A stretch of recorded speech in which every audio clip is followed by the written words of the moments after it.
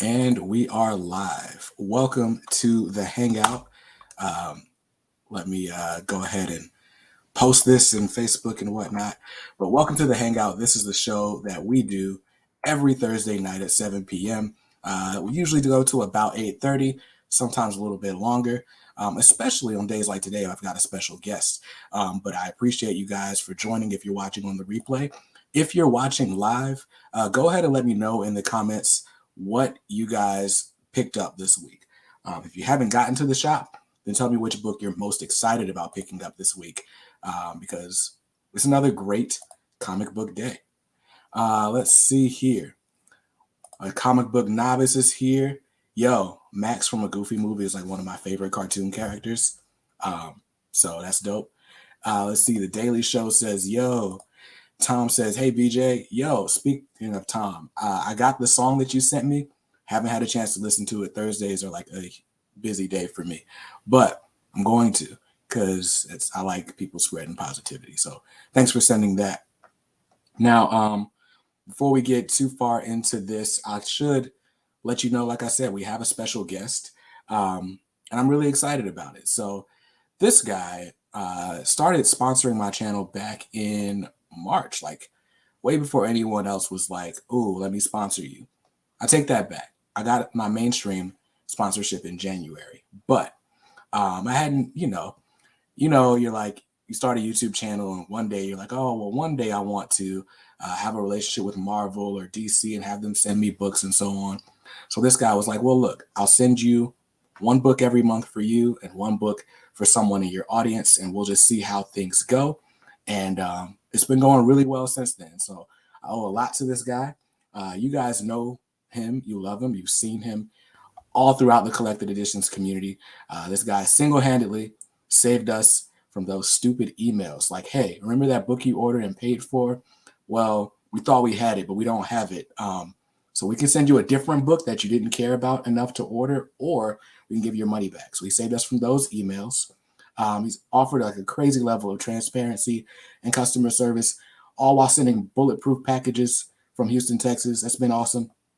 So without further ado, the guy that built $1 million business from his garage, Mr. Ty Lopez. Ty Lopez. That's a great entrance right there, dude. I don't know if I look anything similar to him, though. That's hilarious, right? Well, who knows? We don't know who Ty Lopez is. I can't confirm he's not you. I'm joking. This is JP here from Organic Price Books, guys. Hey, guys. Welcome. How's it going, man, everybody? Look, it's good to see Tom here, dude. I like Tom. He always reaches out to me. He's a cool guy. Tom is very cool. Tom sent me an AOK package a few weeks ago, and he had like a beautiful watercolor buffalo, and I opened it up, and I was like, oh, guys, we got a rhinoceros here.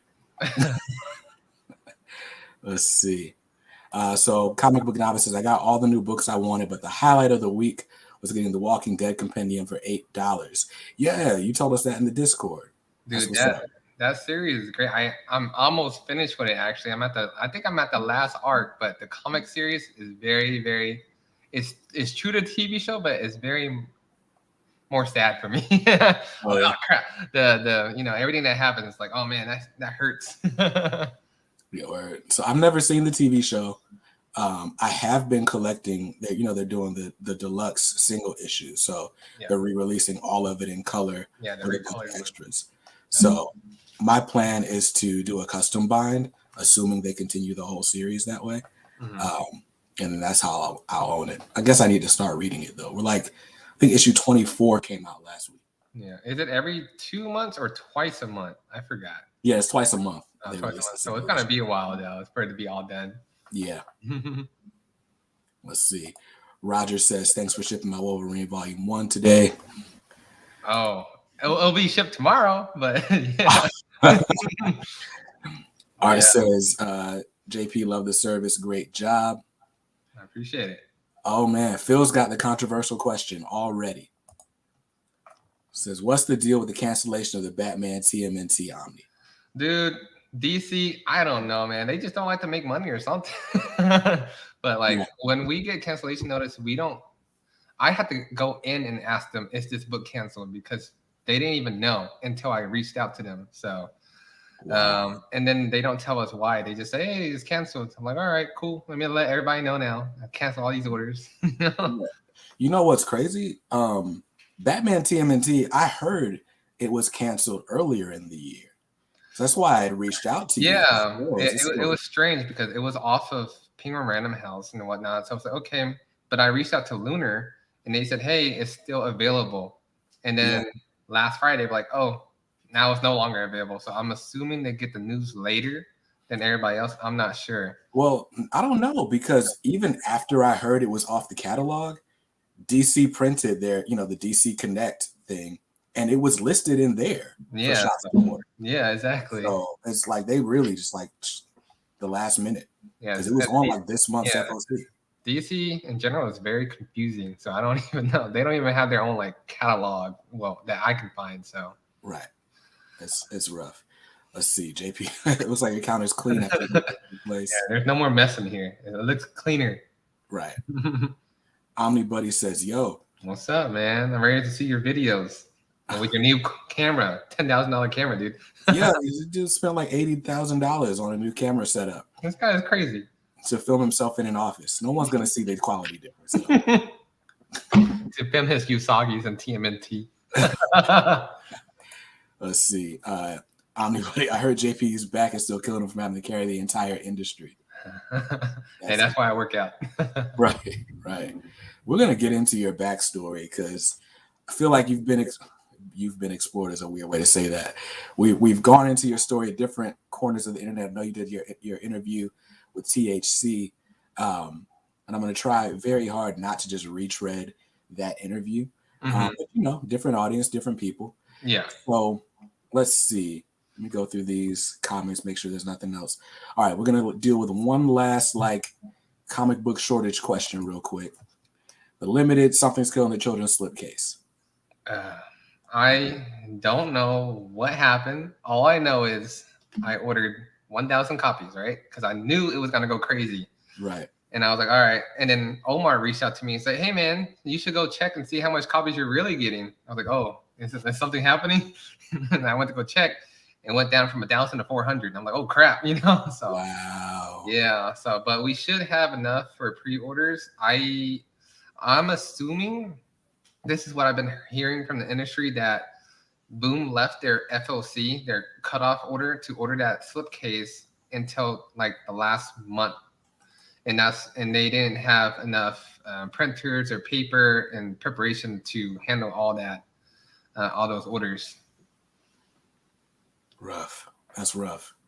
Yo, Call Me Top Gun is going to post this same joke in every group chat or every live chat ever, which is hilarious. So I'm gonna read it. If it goes well, I'll be out of debt. I'm so excited I can barely put my ski mask on. That's funny. Boom printed all their copies before they closed FOC and underprinted it. Boom is done. I guess that okay. He knows. It's just weird because, first of all, comics is like the only hobby that I've ever had where I have to order my books 3 months in advance. You would think with that much lead time, these types of mistakes wouldn't be made. That is true. That is true. Let me go back to Call Me Top Gun because he asked me top 3 favorite stories. Okay. Invisible, always be number 1. Number 2 will be Injustice because that's what got me into the collection. And then right now, The Walking Dead is really solid for me. So, but I haven't read that much. But actually, Descender, Ascender, I'll put that at number 3 right now. Descender, Ascender. Word. I don't know what my top favorite stories are. Hush got me into comics. Well, House of X and Powers of 10 got me into comics. Hush was the first trade that I bought. So I love it. But there's way better Batman stories out there, but it's still special to me. Yeah, I still haven't read that one, but a lot of people said that Hush, and I think what's it, Mirror or something like that was like Black Mirror. Yeah, that one. Yeah, I have the Black Mirror trade. I just recently got it, but I've heard that it's like one of the best stories. Now we've gotten 10 minutes into this stream, and JP's gotten me off my game, so I do gotta do a couple of quick things real quick. So first. Again, thank you all for watching. You should know that this show, like every show on my channel, is sponsored by Organic Price Books. That's right. Organic Price Books, is the best place to look for collected editions. If you're into your trade paperbacks, your omnis, your complete collections, all of those are available for really good discounts. You've seen on my channel several times. They're packed in these ridiculous packages that no one is going to break through. Like, I'm pretty sure you could drop an atom bomb in Dallas, Fort Worth, and all the omnis would survive. So that's just how it goes. Now, if you want to purchase collected editions from Organic Price Books, you should always do so. And when you do, you can use my coupon code BJKicks and you'll save an extra $2 off every order. I'm not telling you to use it on every order, but I mean, why wouldn't you want to save $2? So that's the channel sponsor. I always have to give the shout out. It's weird to shout out the channel sponsor when the channel sponsor is here. I know, right? But you guys are also the channel sponsors. So this interview is going to be pretty fast and loose. I got a few questions I want to ask. I've got a bit of a narrative that I want to drive home. But you guys can always skip the line and ask whatever questions you want. If you want to skip the line, then the best way to do that is with a super chat, because that forces me to stop and read it. So there's the one time tonight that I'll ask you to super chat. And now we can get on with our regularly scheduled programming. All right, sounds good. This dude said, I think Black Mirror is overrated. I haven't read it, so I can't even say. Me either. Do you think the question Omnibus will be short if I order a week or so before FOC? No, you'll be good to go, man. Yeah. Generally speaking, if you order before FOC, you're all good because retailers place their orders based on their FOC numbers. Mm-hmm. Let's see. Dave, with that great reminder for you guys to all drop a thumbs up. That does help more people see the stream, and it helps the channel out a lot. Let's see. And pretty much a lot of these comments are like duplicates. Omnibus packaging is the one worthy opponent for UPS drivers doing 60 and a 40. I've never seen a UPS driver speeding. I've always been annoyed by UPS trucks on the road. Oh, really? Mine over here, they be speeding like crazy. But it's Dallas, Yeah, I got to hit quotas. That's crazy. Seth ordered his Something's Killing the Children hardcover from OPB. I'm late to the party. I'm just going to go ahead and order the non-slipcase version. Like, I mean, I'm not going to read the slipcase. So that is true. I just don't know when the deluxe is coming out because it got delayed. So. Oh. Yeah, only the slipcase is coming out next week. I don't know about the deluxe though. That's crazy. That's wild. Mm-hmm. But anyway, Venom Speech is sorry he's late. I wasn't taking attendance, so it's all good. Let's see. No roll call over here, man. Right. Nobody knew until you said something. Let's see. All right, cool. So, yeah, if you guys have questions for JP, you can post them in the chat. I'm going to go ahead and get started. So, Organic Price Books started February, March? When did you officially? We launched the website February. Well, I launched it in February, and then I didn't really do anything with it. I was just dabbling around. It looked like crap, So, but I made it look real good for when I sponsored Jim Mint, because I was like, all right, he said yeah to the sponsorship. All right, I gotta make it look real good then, because he had like 100,000 subscribers. So I was like, all right, cool. And that's when it popped off. February 13th is when I sponsored him. That's when it started going crazy from there. Nice. So this isn't your first business venture. You started other businesses before. I know you've been a personal trainer. Yeah. What was it that got you into this? Why pick this industry? This industry, I like doing online and just sales in general, because sales in general is always scalable. Everything else I was into, like personal training and all that good stuff, or working hour by hour, you can only, for personal training, let's say I could charge someone $100 per hour, and I can only work 24 hours a day. So I'll be capped at $2,400 a day. I can never go higher than that, because I'll either burn out or die or something like that, Right. But if you go do online sales and just selling stuff online, it's always scalable with the amount of products that you have and the branding and all that good stuff. So that's why I like selling online, because it's unlimited scaling, basically. Word. So what was your first online business? The first one is just selling like used or liquidated random stuff from Craigslist, actually. So back in high school, I would go around, buy stuff, used stuff on Craigslist, and then resell it, the next day. And then as soon as I was like, oh man, these people are kind of sketchy, want to meet me up at like 9 a.m. in random parking lots and whatnot. I was like, let me go on eBay now. So I moved over to eBay and then Amazon, just tried all these online platforms to just selling online. Right. So, and you had sponsored me for a little while before I was like, I felt confident enough to be like, let me talk to this dude. Be like, how you doing, guy? But once we did start talking, I realized we had this in common, right? We both started businesses relatively early, like in life, right? Like I started my first business. I was a freshman in high school. I was 14, and I was getting basically knockoff sneakers dropped from China to people, and I was using eBay as my primary, right? And you've tried drop shipping and other things like that. Yeah. What would you say is the biggest difference between having like a drop shipping business and then having your own business where you have to fulfill your orders, you got to manage inventory, and you're working through your own platform? So drop shipping, you can't really, it's hard to do quality control. You can't really tell, you can't tell the people how to package it. They'll just send it as it is. And if you really want to build a brand, you got to make sure, for me, I want to make sure that every experience from checkout to unboxing, everything is like at another level compared to like a drop shipping, because drop shipping usually is from China, and they do massive volumes, hundreds of thousands of orders every single day. Like roller coaster everywhere. Stick the thing in a box and let it go. But yeah, so we want to pay extra attention to detail right now. Yeah, absolutely. I mean, especially with like COVID, with like manufacturing getting shut down, and there's different regulations and all sorts of stuff. I can't imagine, like, first of all, when people were doing like the drop shipping, it was like some of the cheapest products ever. Like, exactly. Let me slap a logo on this exercise cup with the little blender. That's how it started. About basically 10, 20 years ago, everybody was selling courses on how to drop ship and whatnot. But they don't tell you the dark side, like, oh, let's just start a drop shipping business. But then when you start drop shipping, it will take like a month because it's coming from China, and then you don't get tracking numbers sometimes.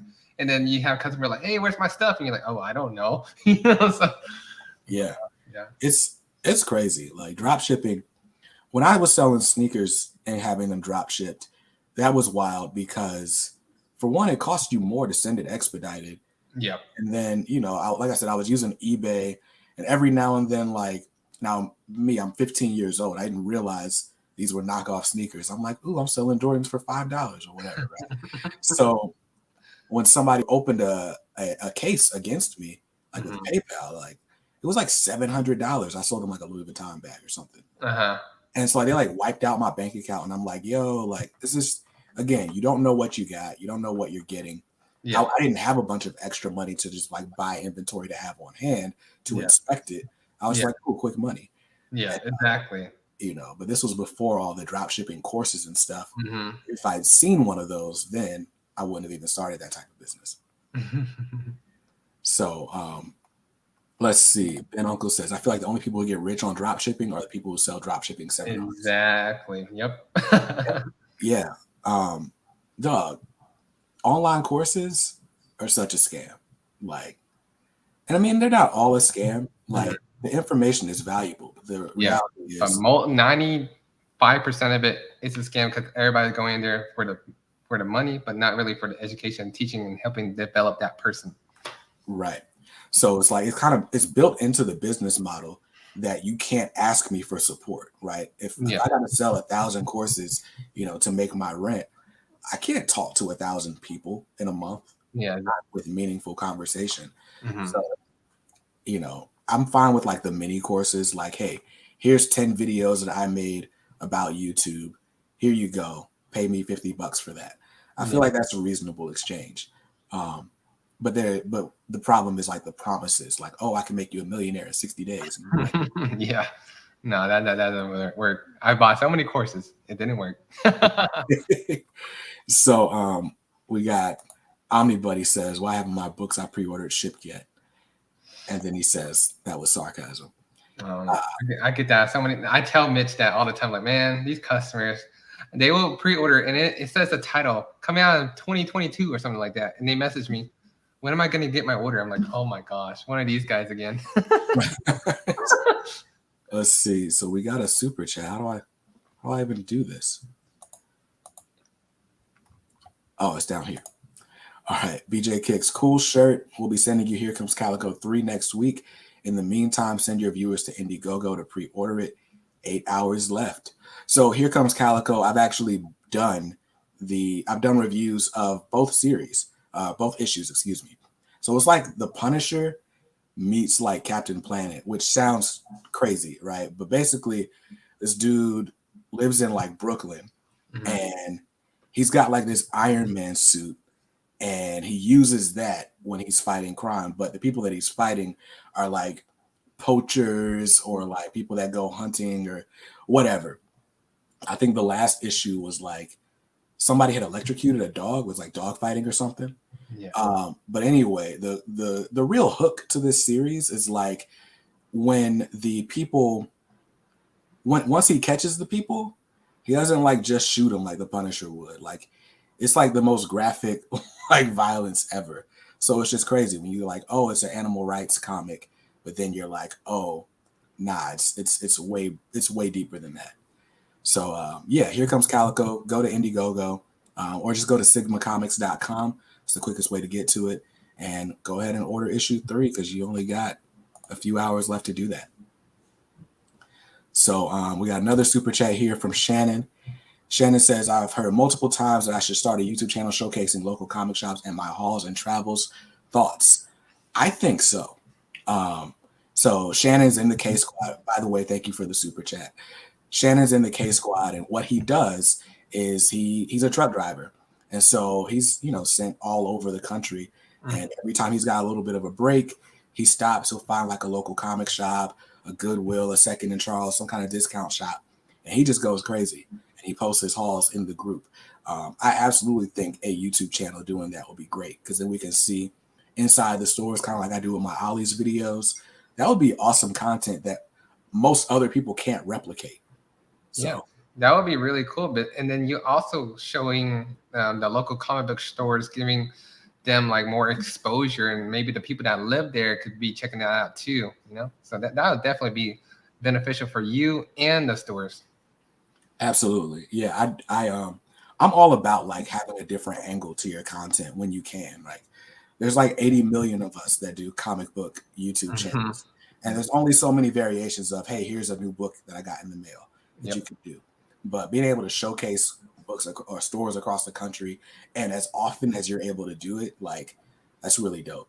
Yeah, I would absolutely watch that.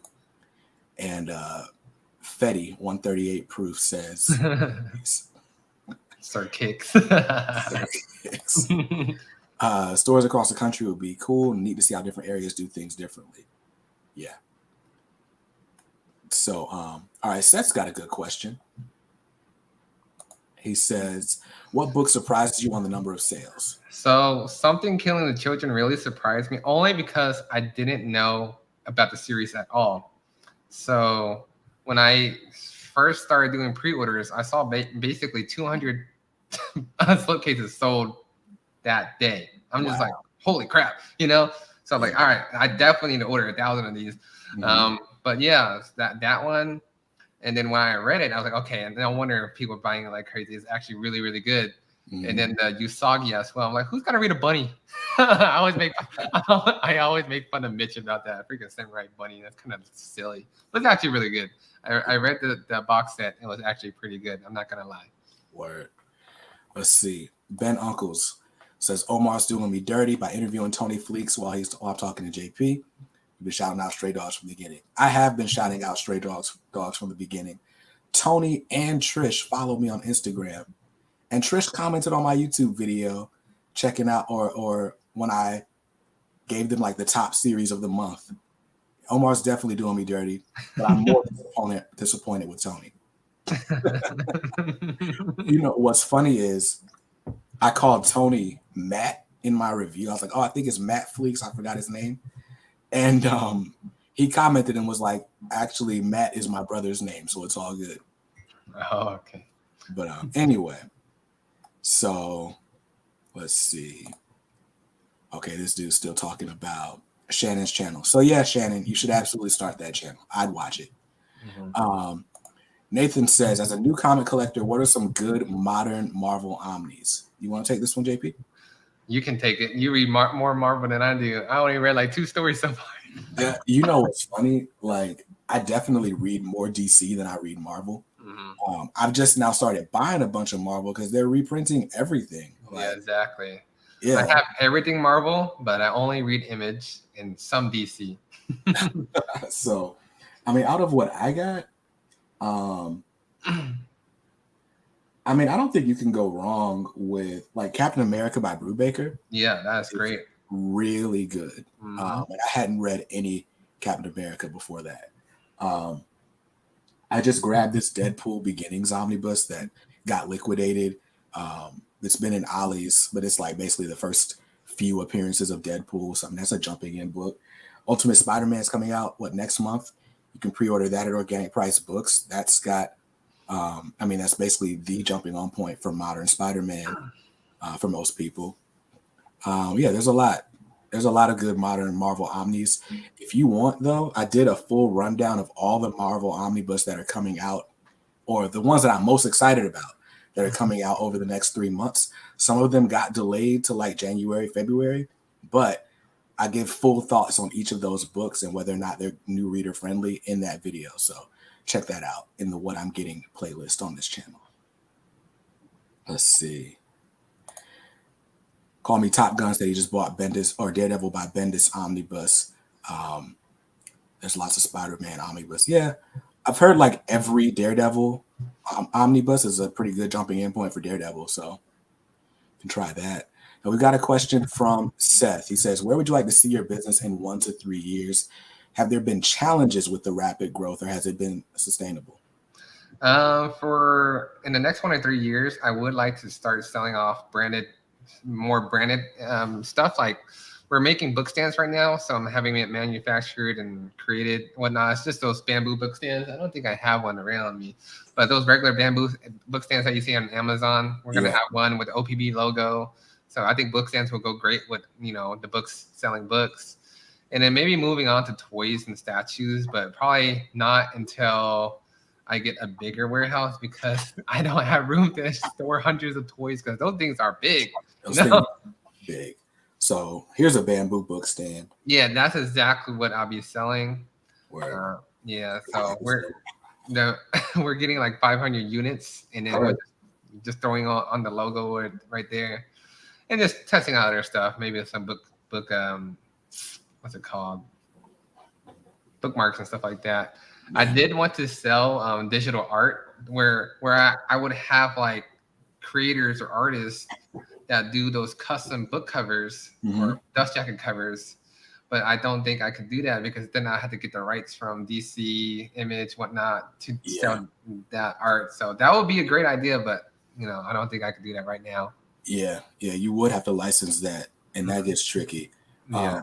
All the guys that do the custom dust jackets now, it's like it's so under the radar because I mean it's like you sell like 5 a month, like nobody really cares. Exactly. And I know them, and I bought some from them too. So I was like, all right, but it would be a good thing to bring revenue for them, and just have different artworks for dust jackets because everybody likes a custom dust jacket.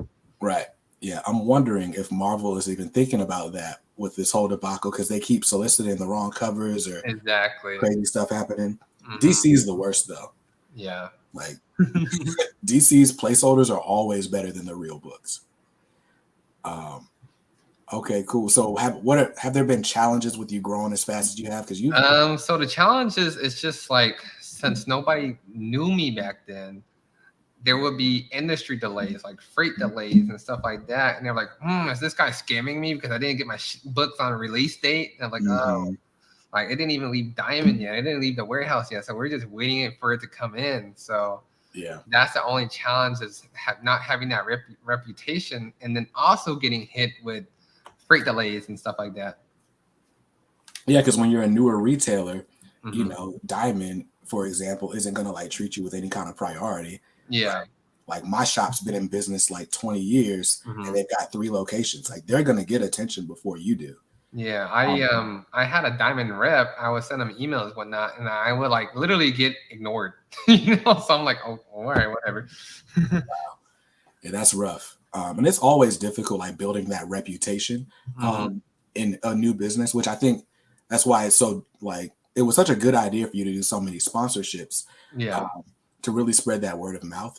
yeah, And then you know you definitely had the packaging and everything to kind of back it up. Like you, I know you were like a one man operation for a little bit, and you were yeah, just kind of working overtime, like answering every message, every email. yeah. Um, 12 hours of packing, customer service, and all this good stuff. It needed to be done. Now we're at where it's stable and everything's all good. You know, nice. just sacrifice. So you moved into a warehouse in August, right? Yes. So what have you felt like the big difference is? Like it's one thing to start a business in your house and kind of like I do YouTube out of my house, but Yeah. I'm sure it would be different if I'd like had to go to Yeah. an office where my set was and now it's like a structured work day. Yeah. What are like the pros and cons of moving into like an actual business facility? So moving to a business facility, the very first pro is my home actually feels like a home now. Mm, Like when I'm leaving the warehouse, I'm like, okay, no more work. You know, leave me alone. I'm gonna go play games now. And then when you have that warehouse, you for me, I think more about work. What can I do? I get more creative when I'm over there because like I think about the videos I can make and all that good stuff. When I'm at home, I was like, okay, I could just relax, play some games, or play with my dogs, and whatnot. So it's not really in my creative phase. yeah. So getting out of your comfort zone or going somewhere different where you can actually think about work and whatnot is actually very beneficial. And now that I have a studio room too, so it'd be cool. Yeah, so I've always had like this idea of like the ultimate home office because I'm a hermit. Like I don't like leaving my house for any reason. I agree. I'm the same way. But it definitely has its cons, right? Because you Yeah. know, my bedroom is right over there. Yeah. I'm always thinking about like new ideas for content and you know, I'm working on a project that I can't really say anything about right now, so I shouldn't have said it on a live stream. But so I'll do stuff for that. Uh, Hmm. but it's like there's never like a time where I'm like, all right, no work. Like I'm always Exactly. thinking about work, and it's so Hmm. easy to get into this office that I'm Hmm. like, all right, cool, I'll just do this real quick. The baby's sleeping, my Yeah. wife's watching Catfish. Like, cool, we'll do that.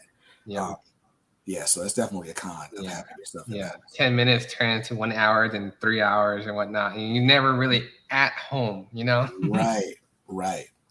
So let's see. Yeah, Venom by Donnie Case would be a great jumping in point. I read volume 1. Yeah. Isn't that coming out next year too? That's cool. Yeah, Omar just announced. I think it's coming in July. Yeah. And King and Black one, I think that one's Yeah. gonna be cool too. So Absolute Carnage is still on sale at OPB. I'm trying to decide if I'm gonna get the Absolute Carnage Omni and then have all 3 of those, or if I'm just gonna get the Ven Omnibus, which Mhm. does collect the Absolute Carnage and King and Black main series, but none of the tie-ins. Oh, But I'm really? like, that would save me a lot of shelf space. And who knows? Do I really need the tie-ins? So Just get everything, man.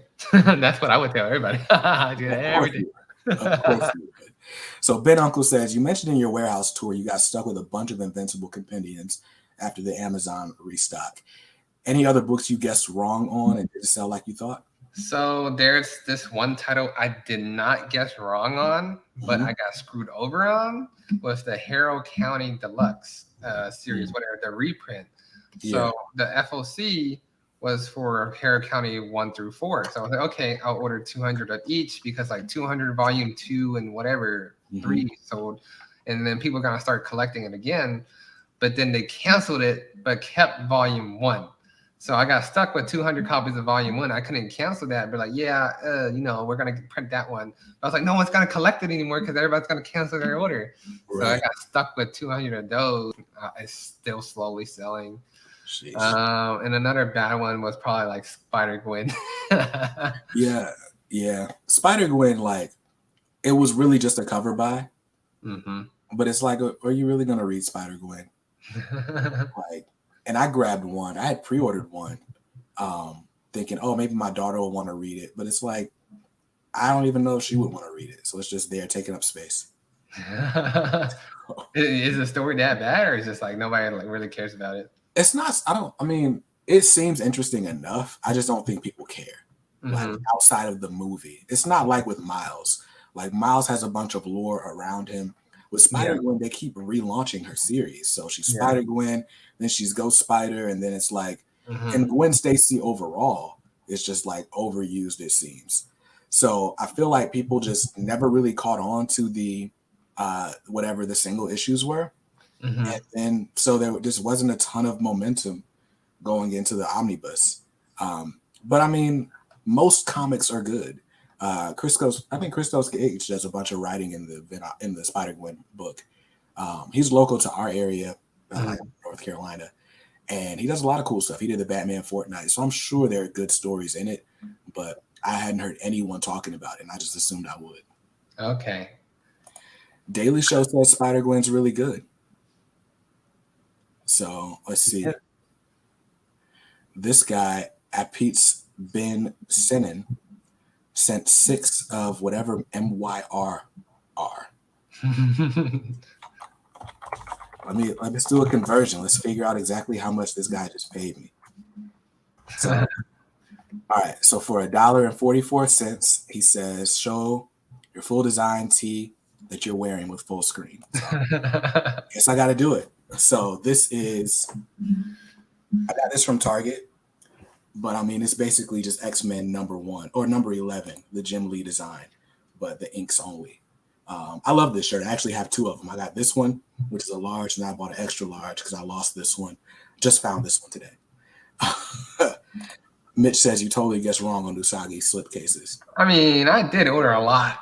I ordered like 400, man. And I had to order another 400. You should have. Let's see.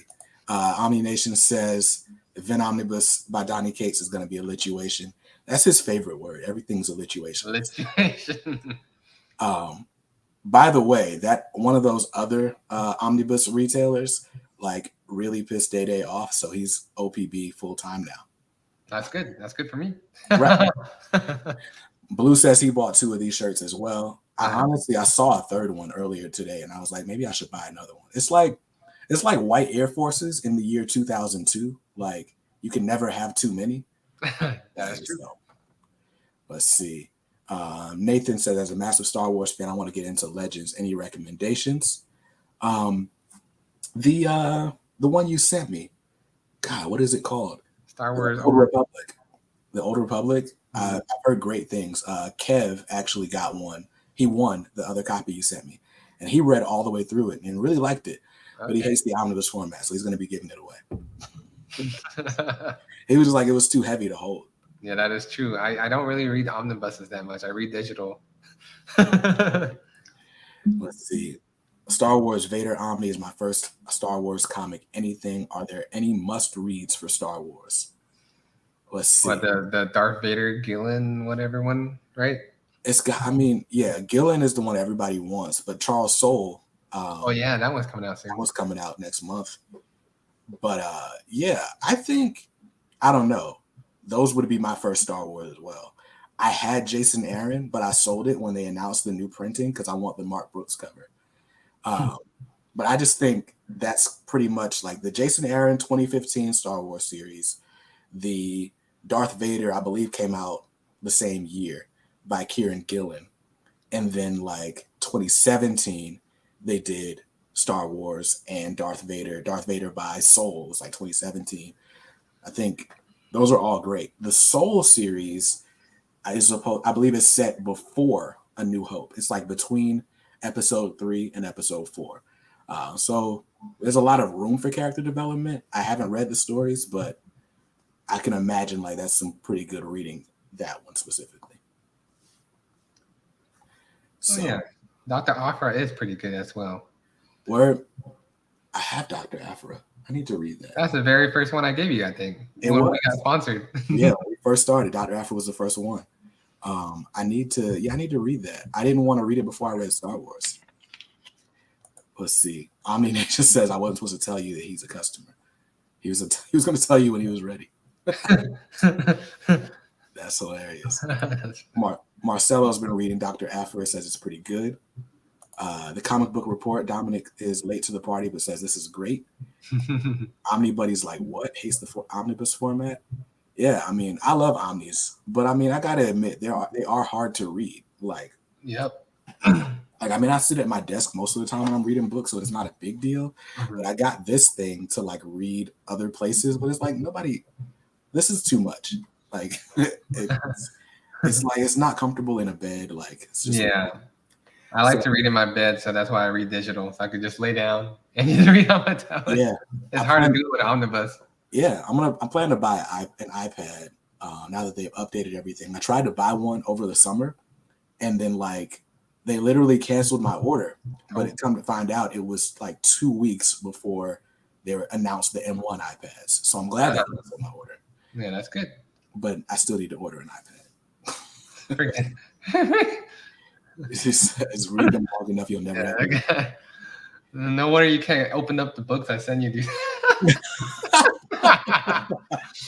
Yo, that's terrible.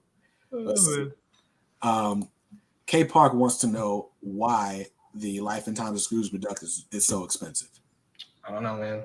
They didn't set the prices. I mean, they didn't set the MSRP anyway. Let's see. So, Marcelo said you better read Darth Vader by Gillen before Dr. Aphra because the Omni casually spoils the end. Oh. That's good to know. Okay, now I know. So now I have to get, but Gillen isn't coming out till later next year, right? I believe so. Yes, next year. So I had a question. This is one that I wrote down. So what are the books? I mean, there's several books coming out every month. Are there any that are on your radar? Like, yo, I want to get that one for the personal collection that have been announced so far. The Justice League Dark, just because it looks cool. Mm-hmm. I don't know anything about it, but it looks really cool. You know. And then the King in Black one that just got announced, and then the Jason Aaron Thor one. That was what I was looking forward to the most as well. Yeah, I'm looking forward to the Jason Aaron Thor, the Hickman Avengers, and Hickman Fantastic Four. RIP to Batman TMNT. That was my most anticipated, but I guess it's not anymore. There's a lot that I wanted. Let's see. Art Walker says JP's really on here promoting digital. Does he remember he sells actual books? And K Park says, got your email. Do you know if this is canceled for good? As of right now, it is canceled for good. Yeah, as of right now. Let's see. JP's waiting for the Injustice 2 Omni announcement like me. Let's see here. Any news on when Swamp Thing is shipping? So I looked at your order, and we're just waiting for Absolute Swamp Thing 2. We ordered that maybe like 3-something weeks ago, but each time they're saying that it's getting shipped, but then after we see the invoice, they actually exit out, like they couldn't find it or something. Because I'm assuming ever since Lunar and IST, whatever, they all share the same warehouse or something like that, but they're still having trouble finding their inventory most of the time. Like they will have stuff like Road to No Man's Land, Infinite Crisis, and like Absolute Fourth World. They will have it and say that it's in stock. Now we'll order it, and then every single week they'll have it like, hey, we're gonna ship it, and then later on they're like, oh, we couldn't find it, we'll ship it later, you know. So I'm like, I just don't know anymore. Some titles. So do you feel like it's a conspiracy with like all of these companies being under the same roof? Like, do you feel like they just short other retailers? Like, maybe I'm just throwing shade out there, but how do you feel? I like to give them the benefit of the doubt. I think it's just like when you do, like when I did move into a new warehouse, like it's only 3,000 square feet, and I was having a hard time finding my own orders when it wasn't organized. So I don't know how organized they are, and they just moved 2-3 months ago as well. Yeah. So they probably have like hundreds of thousands of books and boxes and whatnot. They need to go through all the time while fulfilling orders, while doing all these other things, while more books come in.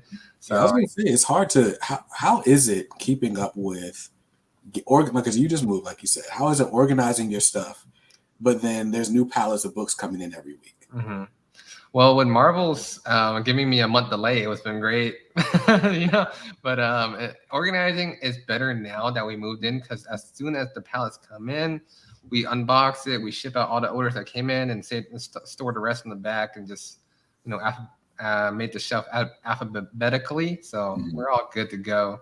Right. But with the volume that Lunar and everybody else distribution is, I can understand that it is hard to find. But they should update their system to say it's not available yet, instead of saying, hey, it's available, but we can't find it. And then it just screws us as retailers. Yeah. Because, I mean, it's the retailer who suffers that confidence blow. Yeah, exactly. Like, I remember this was before I got sponsored. This was like November, December. I pre-ordered literally the week before my wife found out she was pregnant. I pre-ordered all of my Omnis with my LCS for like the rest of the year.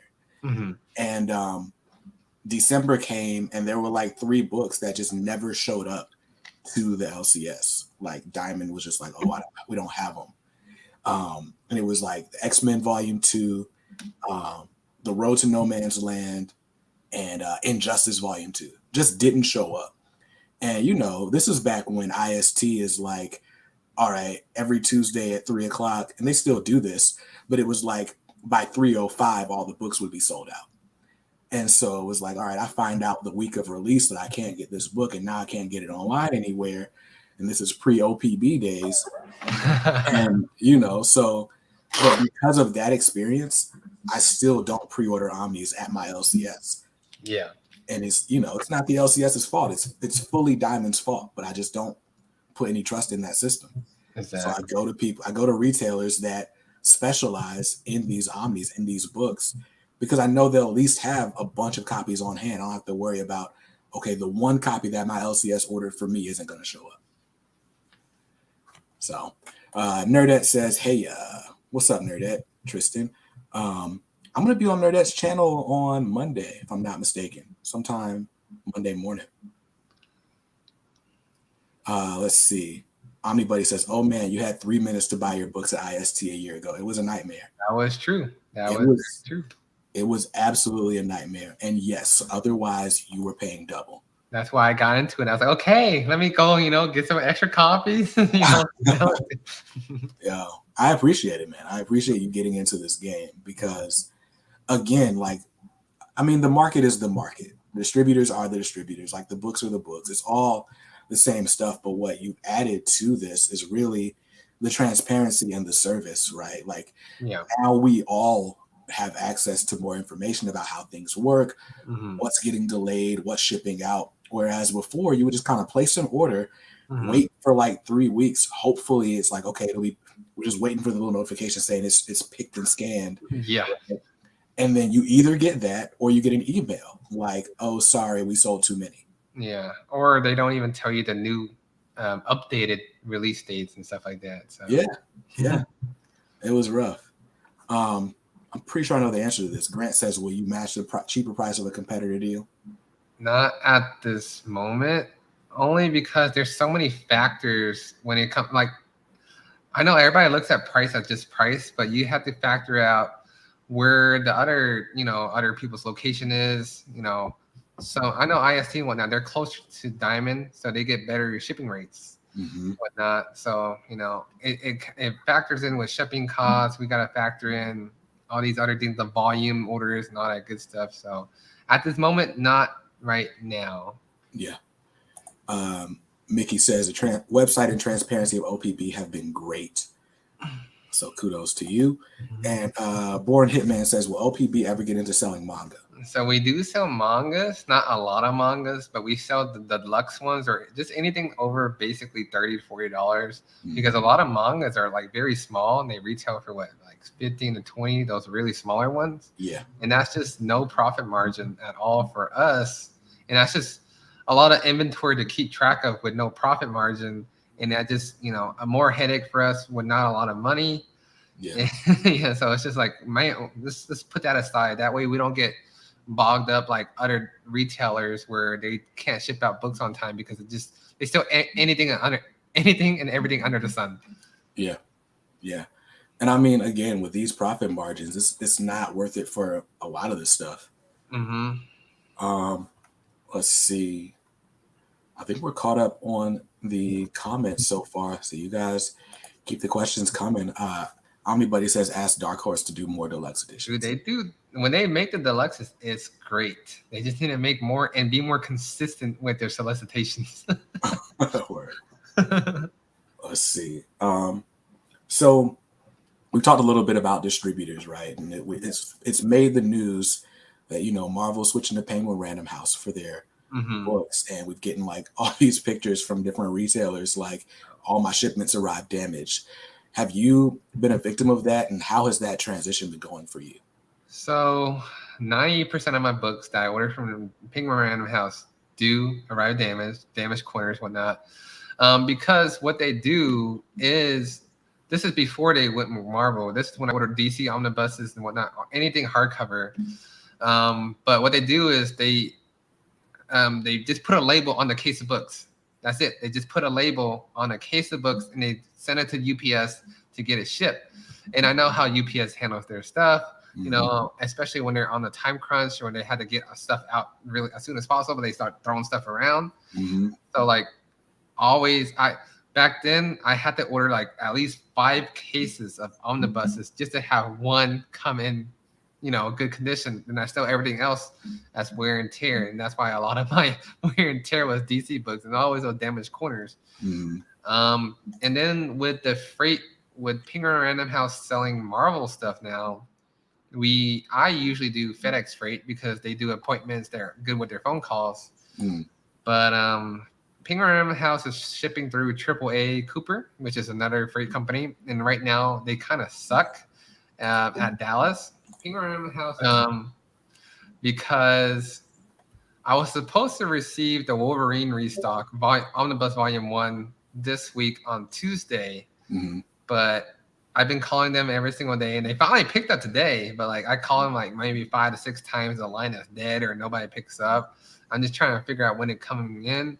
And I finally got on the phone with somebody, and they said, "Hey, it's out for delivery today." So I was waiting, and then I checked the tracking again because it was like 3 hours later, and then it says, "Oh, it's no longer out for delivery." I was like, "What the heck?" And they don't even call you or anything. What is?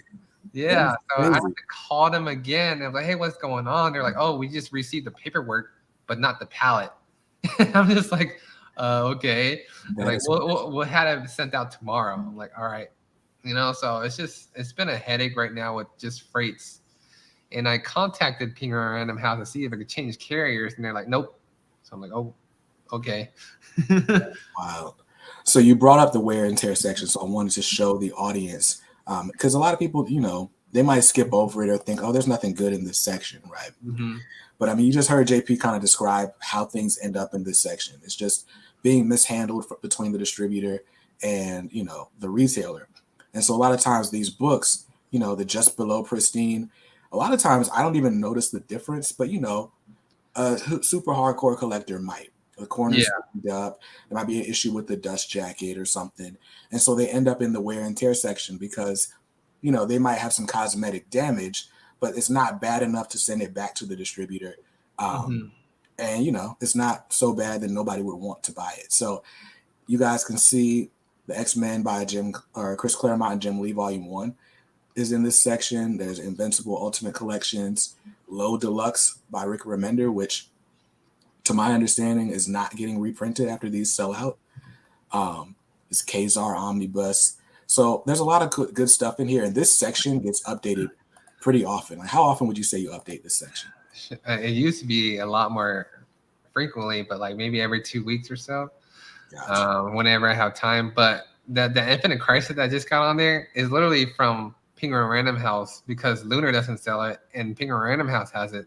And every single time I get those boxes, it's like, oh, that's some damaged corners again. Time to put it on the wear and tear. That sucks. Yeah. But would you say the wear and tear goes like slowly, or how's It actually goes pretty quick if I have more variety, you know. Yeah. But yeah, they go pretty quick. I have some freaking scouters, man. There's one guy, he buys nothing but wear and tear. He checks it every single day when I first started. I mean, you save like what, $5-10 depending on Yeah, they whatever's check the going on. order, you know. But some people they're like, JP, I want to send it back because I got a wrinkle in my dust jacket. I'm like, oh, okay, man, whatever.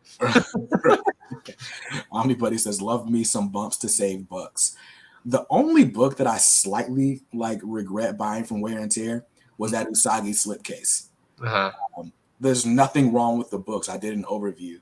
It's literally just like a little bit of a wrinkle in the slipcase, but like I just feel like that book is going to be super hard to find after like next month, and then I'm gonna be mad that my copy isn't like pristine. Well, it is getting resolicited again. So Oh, yeah? it's on FOC right now, so they're gonna be making more. And I just opened up an account with Fantagraphics main distributor as well, so there's gonna be plenty of copies for now. You know. Word. So I need to jump on that. I may not grab that. I mean, that's such a cosmetic thing, and I literally, you can't see the damage the way I've got it on the shelf. Yeah. So there's. I mean, that. after you sit on it for maybe a few months, you're gonna totally forget. Like, oh wait, there's that thing. You know? Exactly. But I do need to jump on those Hip Hop Family Tree books. I didn't realize they were putting those back into print. And a comic book novice has asked me this a couple times. My bad, dude. What do you guys think about a YouTube channel coming completely from a new reader's perspective? I think that's awesome. Yeah. It could be difficult because with comics, so much of the views goes to like, hauls and stuff like that. Exactly. It can be difficult to like buy books as a new reader. Like I didn't start my channel until I've been reading comics for a little bit over a year and a half. And even now it's still difficult. Like if I get invited to like one of the bigger comics channels, they'll be talking and they're like, yeah, BJ, what do you think about this run? And I'm like, yeah, I started reading comics last year. But I think if you make it known, like, yeah, I'm a new reader, I'm experiencing these books for the first time, I think that is a dope angle. Like I said, like having an angle that makes you different from all the other YouTubers is always a good idea. Yeah. Exactly like those YouTube, I mean, not YouTube, those TV shows or movies, like those reaction videos and movies, exactly how you're going to do. Yeah. Like, what's crazy to me is like those YouTube channels where it's like these 15-year-olds reacting to a song that was like, that I've been listening to since I was a kid, but they're like, yeah, it's my first time hearing Phil Collins in the Air of the Night. It's like, yo, what? Let's see. Omnibuddy says, I told you to buy Usagi and all you would do is the bump section. I was just trying to save $5, man. Let's see. Mitch says, it's hard to share perspective on comics when you have no historical knowledge. I struggle with that, and I've been reading for 10 years now. Yep. Yeah. That's why I read Image. Yeah, a lot of my knowledge comes from like listening to like comic book podcasts or watching like back issues and stuff like that. And then I have gotten into digital a lot more recently because I'm stuck at this desk for like 12 hours a day. So I'll have another tab open while I'm at my job and I'll just be reading comics. It works out. Let's see. I was thinking about that too, but coming into where there's thousands of hours worth of content to explore, there will always be something new. Yeah. I mean, you could start today just doing like an issue per video and you would literally never run out of content. Exactly. Because there's a bunch of stuff going back, but there's also hundreds of new stories coming out every week. So it's a content well. It works for you. Omni Nation said, did that dude from the Omnibus group come back to you for that Snyder Omni? Oh, he did not buy Snyder, but he bought like 5 other books, so it was worth it. It worked out. That's what's up. It's crazy that he didn't buy that one though. After all that effort you put into that sale. I know. I think it's because it was out of stock or it was shown as back order. But we're getting more this week. Makes sense. Cool. So we talked about distributor problems. We talked about what or why you chose this industry. Let's see. I was gonna ask you a question about Ty Lopez, but I feel like that joke has run its course. Let's see. So let's see. Oh, somebody says they're a restock on that Red Sonja. The signed one, I don't think so. I'm not sure about the hardcover one, the non-signed one actually, but I'm pretty sure both of them are out of stock. I can check while you continue. Cool. Yeah, and that signed one was in the wear and tear for a long time. Yeah, and it's not even like damage, like the corners damage or anything. It's literally I received it and the red foil was scratched. Wow. And when I first started selling it, people were like, "Hey, is this right? Is it are these red foils are supposed to be scratched and whatnot?" I was like, "No, I don't think so." But literally all of my books came like that. I guess because it was shuffling around the boxes and whatnot. So I had to sell literally 80% of my Red Sonja as wear and tear. Sheesh. So Born Hitman says, "What's behind the OPB name?" That's a funny story. Real quick, Red Sonja is out of stock, and what's behind the OPB name was basically me and my girlfriend was just going, eating healthier, eating organic, whatnot, like grass-fed chicken and all that good stuff. Mm-hmm. So I didn't really put any thought into the company name when I was like, all right, organic, because we're taking out all the bad stuff like GMOs, so it's like bad packaging and bad customer service, whatnot. So it was like a little inside joke, and that's why we came up with Organic Price Books, taking out all the bad stuff, basically. Word. Let's see. Aiden says, "I can't believe Hick Vendors got pushed to October. It got pushed that far? Dang. Yeah. I didn't even know. There's a lot of stuff getting pushed back. And it's affecting the single issues too. Like I just got an announcement. Static Season 1 was supposed to be out this week. Then they pushed it to next week. Now they've pushed it to November. Like they can't manufacture paper quickly enough for like all the people that want it. Right. And it's not just comic books, right? Like there's all sorts of books that get published every week. Like there's newspapers, the Bible, like whatever. Like none of it has paper. Everything, dude. It's crazy. Even like bags and boards. Bags and boards have been back ordered forever. It's crazy. I want to get to alumni's question. It's been a while. He asked me what games I play. Oh, word. And I was gonna say Destiny 2, New World, and I'm gonna start trying Far Cry 6. I think this weekend because I like that Breaking Bad character Gus. I was like, okay, this could be good. Word. Illuminati Husker. That's a cool name. So how long have you been into games? Like I've been into games ever since I don't know when I got my first Game Boy. But like I am or was a hardcore gaming addict. Like I would play maybe 12, 16 hours a day. Mm-hmm. So, ever since I started OPB, I got better, but I still like to play my games on the weekends, and I will still play maybe 10 hours a day sometimes. Yeah, my last system was a PS2. Yeah. And I was like, I don't remember when the PS2 came out. I was in middle school when the PS2 came out. And like the PS3 came out when I was in high school and I didn't buy one.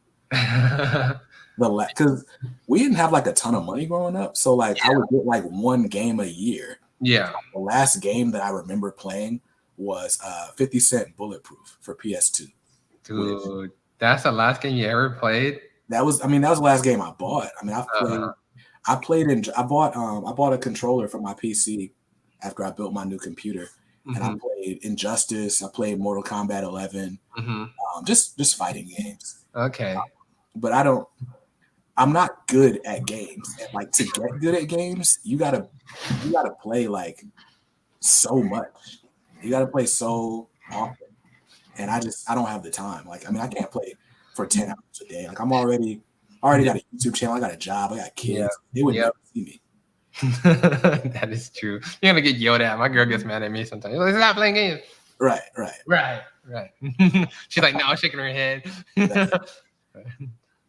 Let's see. So Marcelo says, JP, can you explain what the deal is with backorder books? I'm considering JSA Omnis, but I'd like to get them without risking getting stuck with just one volume. So we are getting more JSA next week. But backorder books in general is I only list the books that are in stock and available by the distributor. So the reason why is backordered is because we have a small 3,000 square feet warehouse. We can't hold everything. So Mm-hmm. I just the books that are not popular or like don't sell well, we'll just have them as a back order. But usually it takes about 1 to 2 weeks. DC books are kind of iffy. Most of the time they come in, but sometimes like if I put a new book on back order, it shows that it's available through Lunar, but Mm-hmm. sometimes they're like, oh, we can't find it. Oh, we'll ship it later or something like that. Yeah. But everything else should be coming in 1 to 2 weeks. Got you. I mean, you could think of a back order, Marcelo, the same way you would look at a special order at your LCS. Like it's basically the same thing. But yeah. Born Hitman says, any game franchises you would like to see comics of? Halo. I think there are books of that though, but Halo, I can't really think of anything off the top of my head right now. Gears of War. Gears of War was really great. Other than that, Witcher was great too. I don't know. They don't have comics of Witcher, right? Just one library edition that's it. But I would like to see a Witcher series. That'd be really cool.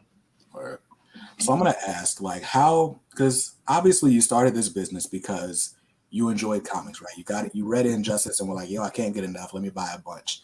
Yeah. So it starts as, all right, well, let me just sell these so I can pay for the ones I want.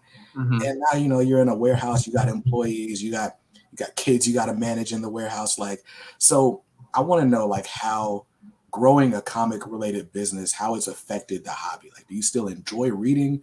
Do you have as much time as you used to? Like, how's it been? So I still read. I don't read as much as I used to, but I still enjoy the hobby. I like it more than I did before, only because like I'm getting recommendations of great stories and like of stories I wouldn't normally look at. Like Chew, for example. Like who's gonna read about like some dude eating stuff? I'm like that's kind of weird. Yeah. but but that comic was great, and then just like having other people to talk comic book stuff about is really cool too. Mhm. And just like being able to be like, hey, I'm really excited about this like comic or omnibus coming out, and now I have like 100 of them coming in. I can roll in it or something. Yeah.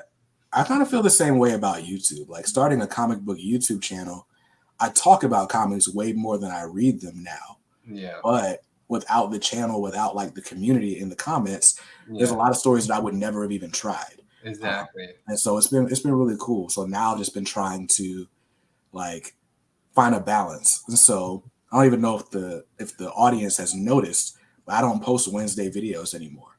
Like Wednesday is my break in the middle of the week. And so that's when I go to the comic shop, I read all my issues, or I try to read all my issues on Wednesday. And then Thursday, I do this live stream, so I don't have to post a video on Thursday either. So then by Friday, I'm kind of refreshed and I can get back into the content.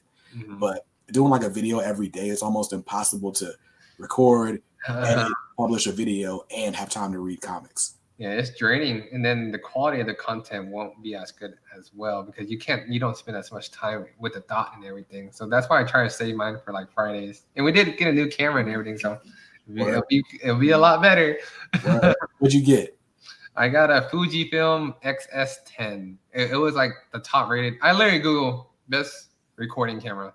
I just pick out whatever one that says number one. That's how I buy my stuff. I always type in best. That's hilarious. I got to start putting best YouTube channel in all my tags. Let's see. Comic Book Novice says 50 Cent Bulletproof. That's a deep cut. Yo, I loved that game. I don't even know if I ever beat it, but it was just like so graphic at the time. Like you just basically running around shooting people. But like if you got a headshot, there was this really dope animation. Yeah. Like I loved that game. But let's see. I mean, it says that boy got him a Fuji. That's a heater. Yeah, just like the Fuji water. No, that's Fiji. Never mind. One of my homeboys, he just got a Fuji too. He was like Team Canon. I shoot with Canon, Yeah. but he's got a Fuji and he loves it also. Yeah. So I think you got a winner there. Cool. So yeah, so reading comics, you have less time to read, but you enjoy it more than you did before because you Yeah. get new stories.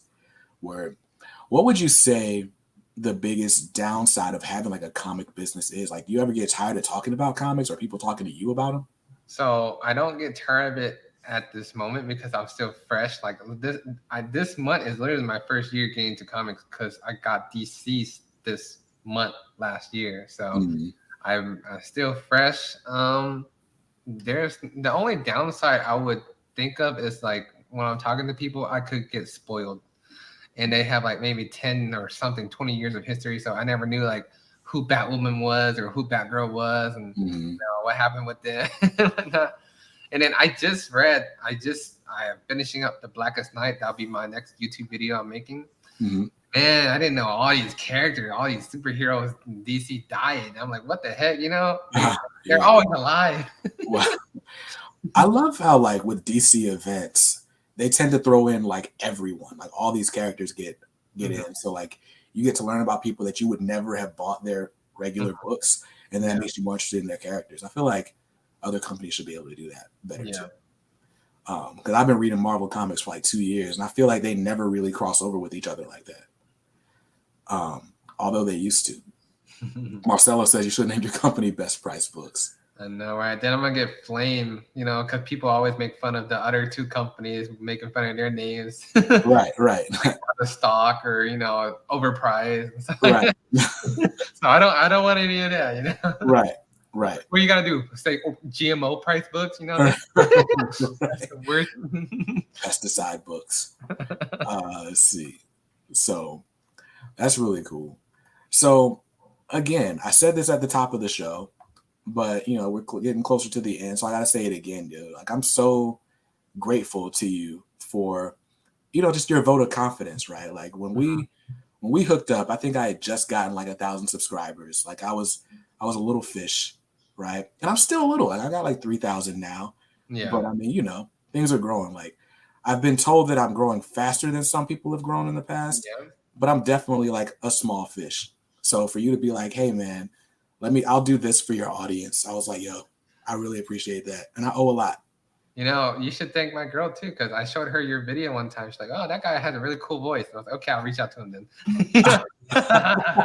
That's funny. Well, thank you. What's your girl's name? And I just when you do your posts and everything, you feel like a very straightforward, easygoing guy. So I was like, all right, I could reach out to this guy for sure. He seems pretty chill. That's true.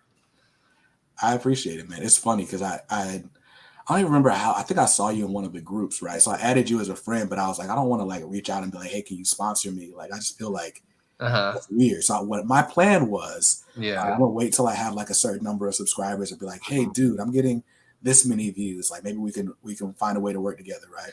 Yeah, and I really appreciate when people do that because when I first started, I would reach out to people and offer them something, right? But now, like all these people they're opening a YouTube channel, or Instagram, or TikTok, whatever, and they're like, "Hey, we just started. Can you send us some free books so that way we review?" I was like, "No, that's not how it works. You're supposed to have something to offer to build value for both of you guys, not just take away from one." So we've got like basically about 15 minutes left, right? And well, I don't know, maybe you got less because you looking over like. I gotta make sure my girl's doing good over there. Okay, cool. My dog just got out of surgery, so I'm just gonna make sure he's okay over there. Oh man, that's the big corgi? No, not my corgi. We have another one. His name is Oreo. So long story short, there was something wrong with him. The doctor did an X-ray and whatnot. They thought it was a tumor or like a lymph node, something bad in his stomach. It turned out it was one of his testicles, dude.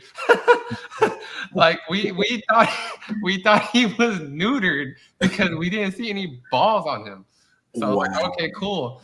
All right, I don't have to pay for neutering. And it turns out it was inside his belly.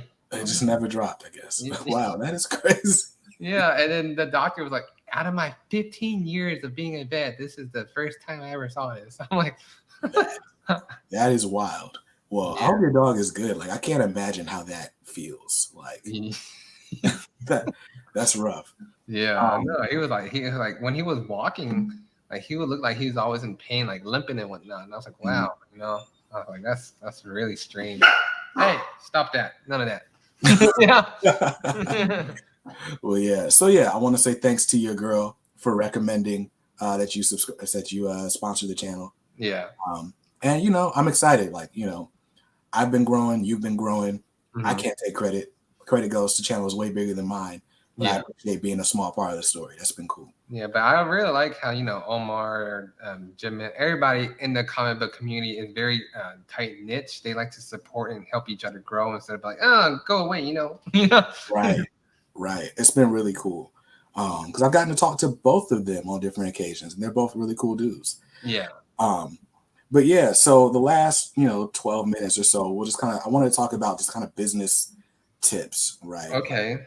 Obviously, we don't want to train your competitors here.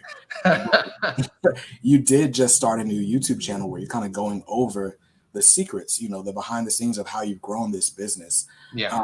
And a lot of people, especially a lot of people, my age, I'm 30 and Mhm. younger, we have that dream of, all right, I want to strike out on my own. I want to do something and get rich and live on an island or whatever, Exactly. Yeah. you know?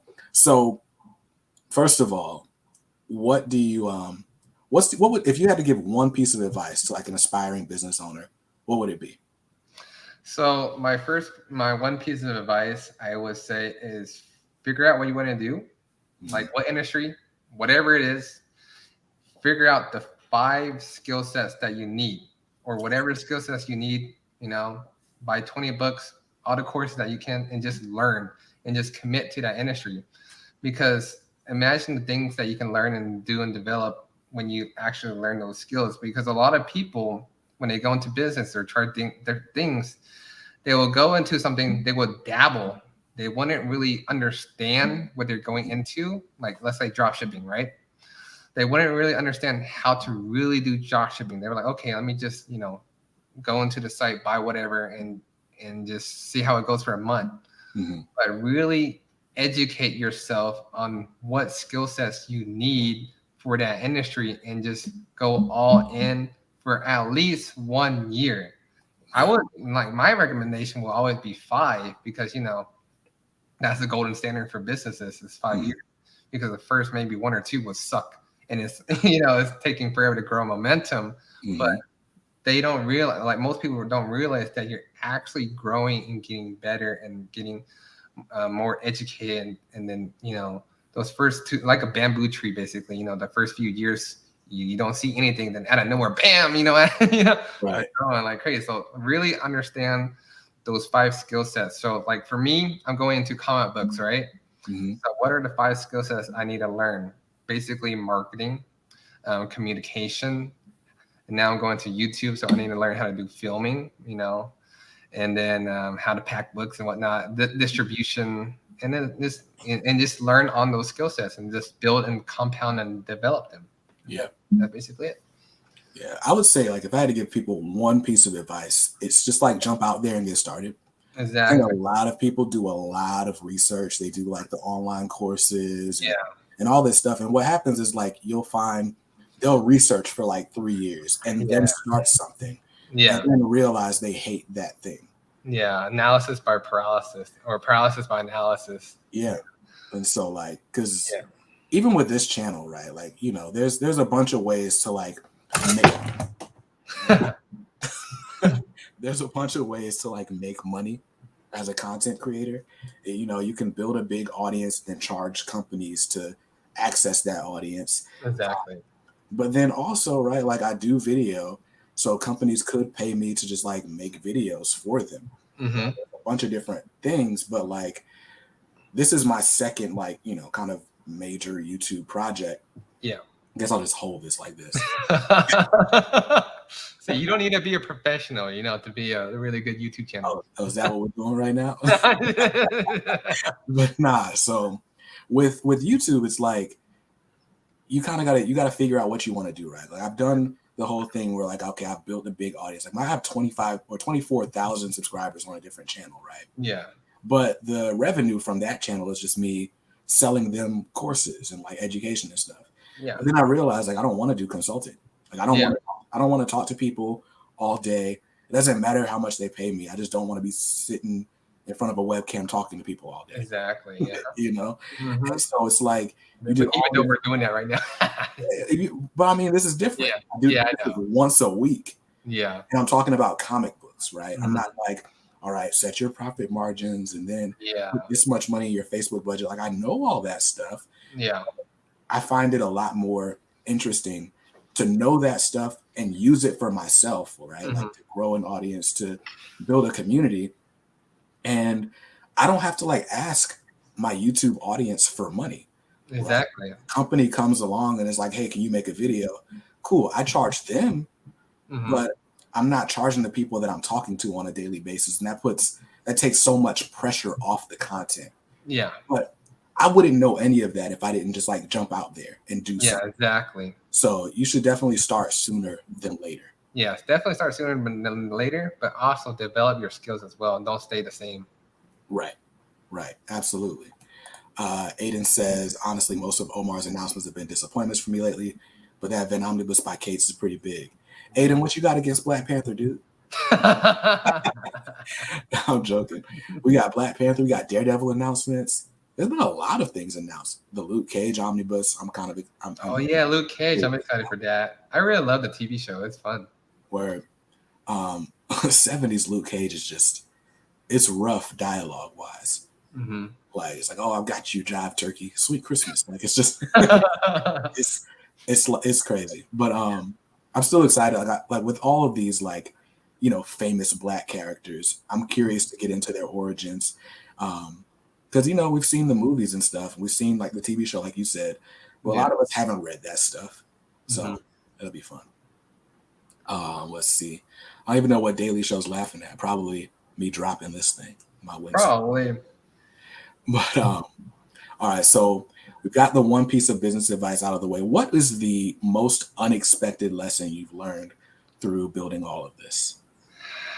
Oh man, that's a tough one. I really didn't think of that one.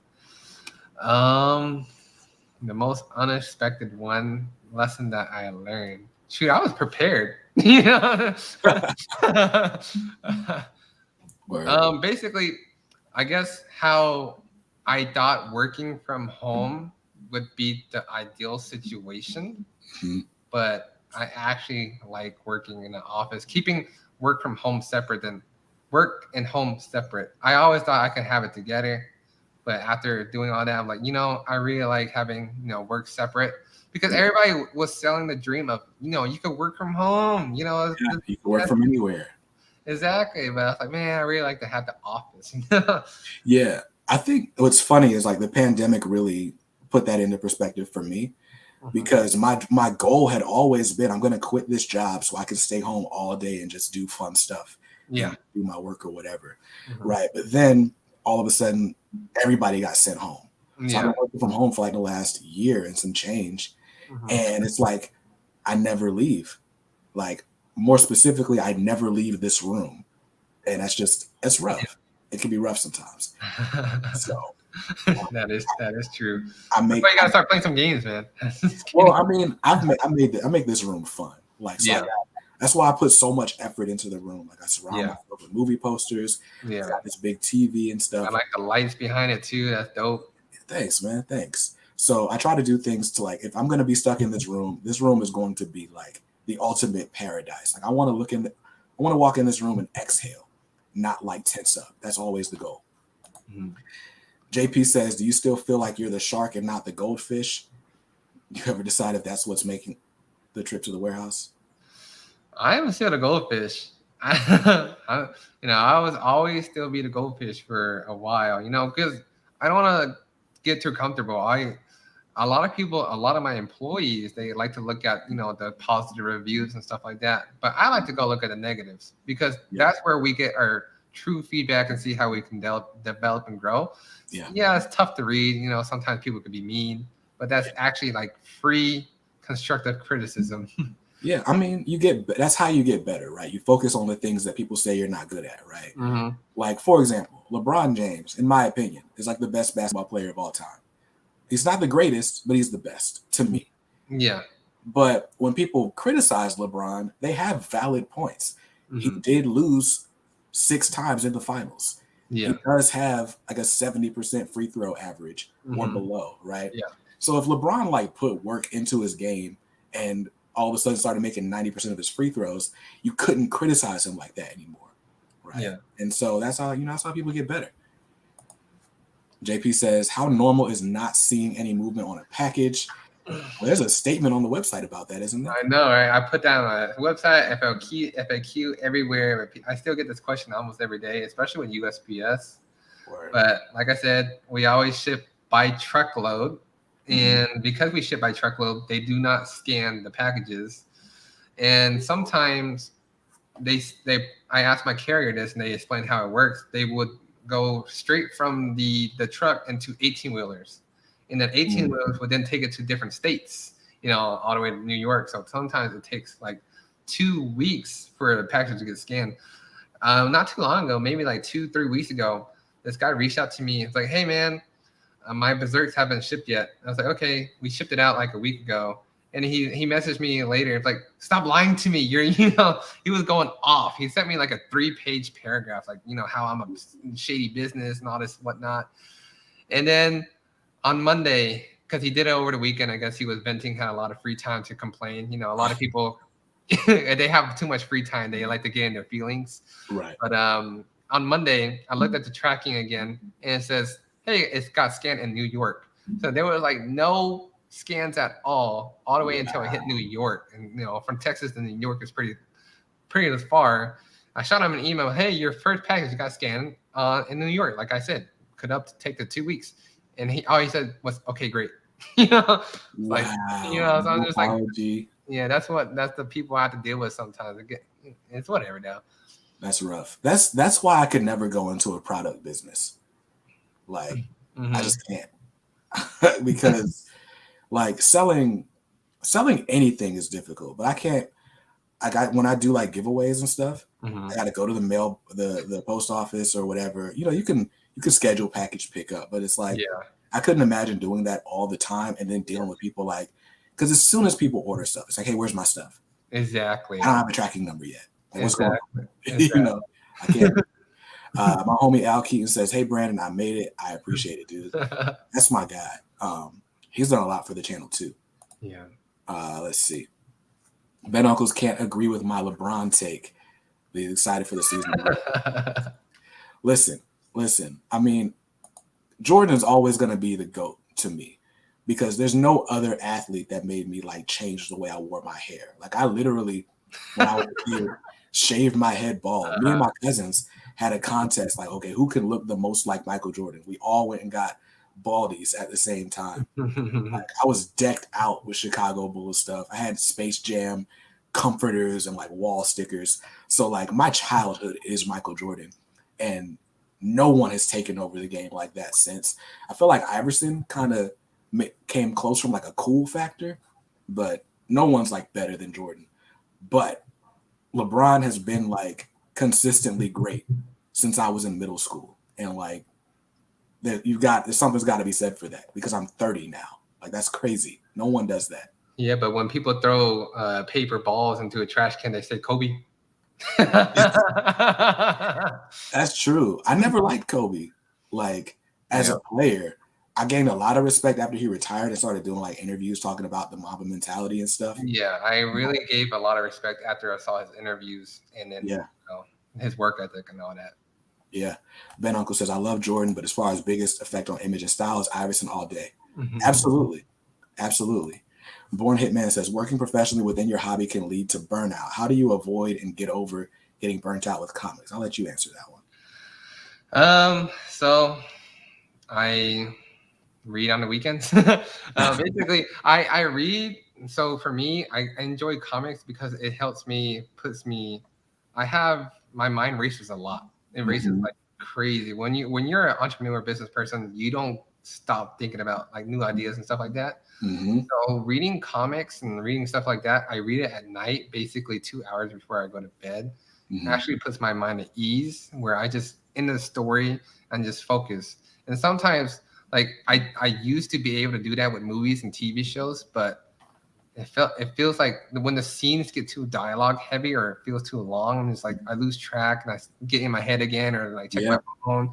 Like, man, it's taking too long. But with comics, you can go at your own pace, and like I like how fast it goes by, so I don't really get distracted. And I just like read through all the time. Yeah. And then Go ahead. Oh, I was gonna say I always save like customer service and whatnot for the weekdays. I used to do it on the weekends, but sometimes, like especially with that one guy that gave me a long ass rant over the weekend, I'm like man, I couldn't stop getting it in my head, like all the Yeah, things I could say to him. But like that's why I save customer service for the weekdays. yeah, that'd have been terrible. But Yeah. yeah, nah. What's funny, you just the way you described comics, like that's exactly the same for me. Hmm. Like I stopped watching TV and stuff because I'll get distracted by like the craziest thing, like the soundtrack, or Yeah. I've been a photographer, so like I'm looking at the scenes, and I find myself like always critiquing, like Yeah. whether it's music or TV shows or whatever. But Hmm. with comics, it's like I can't draw, so I'm not like focused on whatever little mistake they're making. Yeah. And comics have a great way of kind of just taking over your mind. Like reading a regular book, there's so much work you got to do to visualize everything, and but it's like with comics, it's all right there in your face. Yeah, Um, that is true. it really just kind of takes over, for those 10 minutes that you're reading that single issue or however long you decide to read it out. Exactly. And I started like I did like CBD and stuff like that, just because my mind was racing so much all the time. I was like, I need to calm this thing. And I was like, what, reading comics is actually like my CBD. Right. I'm trying, obviously, CBD is not a drug, but I try to stay away from like all these like stimulants. Like I got coffee right now, Mhm. literally for my voice, but Yeah. now I'm like, I'm gonna be jittery all night. Like it's gonna My only stimulant is my pre-workout when I work out. That's it. So Noah says your favorite comic book run of all time. Dude, you should already know. Brandon can answer it. It's either Invincible or what was it? Dang. The not Invisible or Injustice is what I got. Yeah. My favorite of all time would be Invincible because that was 100% solid throughout the entire run for me. Okay. Injustice Omnibus Volume 2 kind of fell off because it followed the game. I like a Volume 1 because it didn't really follow the game that much. It was very unique. But Word. as soon as I was reading Volume 2, like towards the second and third part, is basically followed the game. Got you. So here's what we're gonna do. Right, we're about time to wrap up. If someone has one last question, we might entertain it. But so I wanted to quickly show off. If you've never been to organicpricebooks.com, this is the website. So as you can see, there's just a bunch of categories. So you can choose. I love the navigation, right? So you can choose by publisher. You can choose wear and tear, of course, but you can search by publisher and whether or not it's in stock. So if some people don't like back order books, you can choose the in stock section. So this is all the stuff that maybe place an order today. It'll get shipped out like within 2 days or so, and you'll get it super quick, right? Another way that I like to sort is by monthly releases. So we're in October. So let's look and see what's coming out this month, right? And so that's how you know, like if your pre-order is coming up soon. So this one got pushed to November. This one also, right? But it's a great way to like say, all right, you know what? I want something that's coming out soon. Let me go ahead and order this. Yeah. Yeah, I figured I did that. I was like, you know what? Let me add that in because I don't really think other publishers or retailers do that right now at this time. So I was like, you know what? And then I get to know what's coming in because I was like, I Right, don't even know. People right. always ask me, what's coming out next month? Like, I don't know. I just wait for my invoices. I tell you what, man, this makes it a lot easier. I'll do like these recap videos once a month. Like, hey, here's the books coming out this month. And it works. It works. Noah says, oh, JP could play Mark in an Invincible show. They look so much alike. I know, right? I just don't have that voice. Matt says, which book got pushed to November? I was speaking about the Darth Vader. Darth Vader, yeah. And By I Charles think Soule. No Man's Land as well. Yeah. Yeah. Batwoman came out last week. Yeah. I heard great things about that. Deathstroke by Priest came out and like just did numbers. I need to order one. That section, the monthly releases, I literally just started that I think last month, so it's not fully up to date, but I'm still working on it. Word. All the new books that I'm adding will be more consistent, but the older ones I haven't really looked at. Cool. And of course, I gotta shout out the current FOC section. So these are the books with the deepest discounts because you're pre-ordering them before final order cutoff. So you should always check this section. The way I go, right? I'll go to the site. I'll check current FOC. Then I'll check the wear and tear. Everything's super cheap. Right. Like that's how you get everything for the absolute best price. But honestly, no matter where you shop on this site, you can't go wrong. They got clothing. Yo, let's see what we got for clothing. Oh snap. That's a dope shirt. You can get your hats. You can get all sorts of stuff. So Organic Price Books really is the best place to shop for these collected editions and clothes and accessories. But Marcelo's got to go. Noah says thanks to JP for the death stroke. Oh, you're welcome, dude. I had to go straight into the warehouse, go find it for him and everything. He was messaging me every single hour. Hey, can you find it? Hey, no, I'm just messing with you, dude. Yes, it is. Yo, so Noah, did you see Noah's video about the Amazon Invincible Compendium? I did not. I got to put that on the screen. Thanks, Ben. I think I saw a post about it. So he ordered the Invincible Compendium off of Amazon because he said he couldn't find it on OPB. And so he orders it off Amazon, orders it new, and it comes with like a crease down the middle, bumped up corners, but they shipped it to him like in a bag. Oh, what the heck? Yeah. And the Amazon baggie? Yeah. Oh, no. It was crazy. It was rough. So we have been really clowning Noah in the group chat. Me, Mitch, and Data. It's okay. This is his initiation. What's funny is like he put in my group, he's like, yo, is anybody selling any Invincible? And I just sent him a link to the search page at OPB, and like all of the hardcovers were right there in stock. He's like, dude, I couldn't find these. Dude, he didn't look hard enough, man. He's like, I just don't want to buy from OPB. I prefer Amazon. Nah, Noah's internet runs on toothpicks. Like that's what it is. So, well, look, dude, we've run over the hour and a half. Did you have any last things you want to shout out? Where can people find you?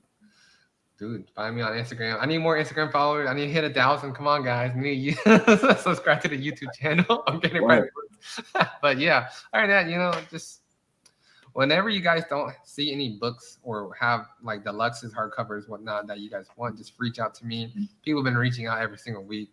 I just added Chew and whatnot. So if there's books you can't find, just reach out. We'll make a special order deal for you. Word. Yeah, man. Especially now that that other website doesn't do pre-orders after final order cutoff, and it doesn't have a purpose for existing. I've noticed there are a bunch of books that are hitting the site that like I felt like wouldn't have hit the site before. So you guys are quickly carving out a niche. I mean, you've done so already. Yeah. But it's been really cool watching you guys grow. It's actually fun to say shout out to the whole team at Organic Price Books. Yeah. Because there is a whole team now. I used to say it. I know, right? When I first started, be like, shout out to the team at OPB, and it was just me. Like, yeah, me and my corgi. Right. But yo, so yeah, man, thanks again. You guys shop at Organic Price Books. This wasn't supposed to be like a long infomercial. I really wanted to pick JP's brain about business and comics. And thank him for friendship and supporting the channel. But so everybody go to Organic Price Books, follow Organic Price Books on Instagram. You can find them on Facebook. It's pretty easy. It's Organic Price Books everywhere. Yeah. If you can't find them there, you can follow my Instagram because I post them all the time too. So that's gonna do it for this episode of the Hangout, guys. I appreciate you guys coming in, hanging out with me. Thanks to Shannon. Thanks to Sigma Comics, and thanks to Appits. Hope I'm saying that right, for the super chats. And thank you guys all for your support. We will be right back here next week, Thursday at 7 p.m. Eastern. I'm going to be talking to Laura and Scott from Married with Comics, and we're going to be doing like an in-depth review of Philadelphia Volume 1. So you should definitely want to come and hang out for that. Al Keaton says, respect JP. Dede says, JP will always have my support. JP for president. I don't know about that one. That's a lot of stress. I'm gonna go bald. I mean, they're already all bald anyway. I know, right? All right, man. I gotta keep this hair, or else my girl gonna leave me. She won't leave you, dog. She won't leave you. So yeah, thanks everyone. Shout out to OPB and shout out to you guys. Hope you enjoyed this live stream. If not, that's cool, man. There's other channels you can watch, but I appreciate you being here this time. And that's it. I'll see you guys later. All right. See you guys. All right.